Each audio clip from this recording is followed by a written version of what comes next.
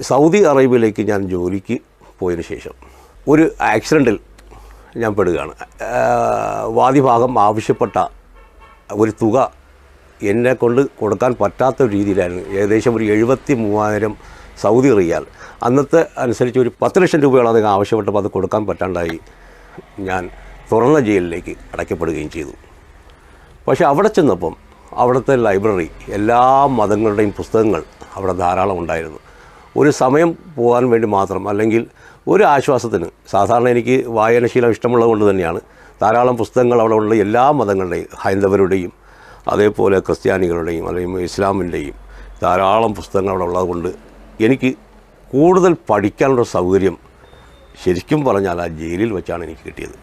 കാരണം ഭക്ഷണം കഴിഞ്ഞ് ഉറങ്ങുക, എന്തെങ്കിലും മെഡിസിൻ ഉണ്ടെങ്കിൽ കഴിക്കുക, ദിവസം ഒരു 10 മിനിറ്റ് ടെലിഫോൺ ചെയ്യുന്നൊരു സൗകര്യം ഒന്നല്ലാതെ നമുക്ക് അവിടെ ഒരു ജോലിയും കാര്യങ്ങളൊന്നുമില്ലായിരുന്നു. അപ്പം യഥേഷ്ടം നമുക്ക് ഉറക്കം ഒഴിഞ്ഞുള്ള എല്ലാ സമയവും നമുക്ക് യഥേഷ്ടം വായിക്കാനുള്ളൊരു ഒരു സാഹചര്യം ആ ജയിലിൽ എനിക്കുണ്ടായിരുന്നു.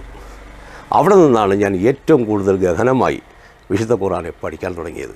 കൂടാതെ തന്നെ പഠിക്കും തോറും കൂടെ ബൈബിൾ എടുത്തു വെച്ചുകൊണ്ട് രണ്ടും തമ്മിലുള്ള വ്യത്യാസം മനസ്സിലാക്കുമ്പം ധാരാളം കാര്യങ്ങൾ, ഇത്രയും ജീവിതത്തിൽ ഞാൻ വിശ്വസിച്ച് വന്ന ഏകദേശം 95% കാര്യങ്ങളും യേശു പഠിപ്പിച്ച, യേശു തൻ്റെ ജനങ്ങളെ പഠിപ്പിച്ച, അതുമായി നമ്മുടെ ക്രിസ്തീയ വിശ്വാസം ഉൾക്കൊണ്ട സമൂഹം അതിൽ ചേരുന്നില്ല, അല്ലെങ്കിൽ അതിലല്ല അവർ വിശ്വസിക്കുന്നത് എന്ന് എനിക്ക് മനസ്സിലാക്കാനുണ്ടായി.